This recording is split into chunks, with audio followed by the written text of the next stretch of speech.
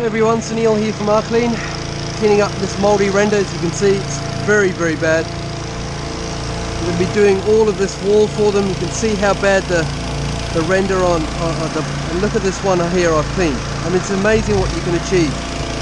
We'll be doing all of that wall along there and the sections through where the trees are. So I want to show you this in action. It's amazing what you can achieve.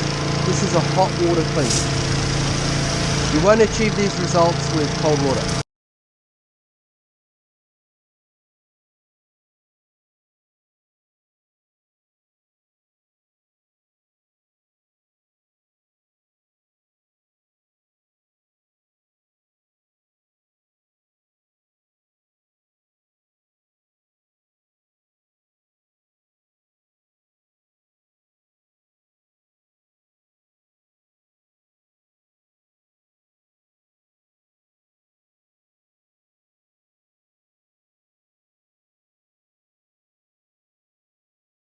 There we go, folks. Have a look at that.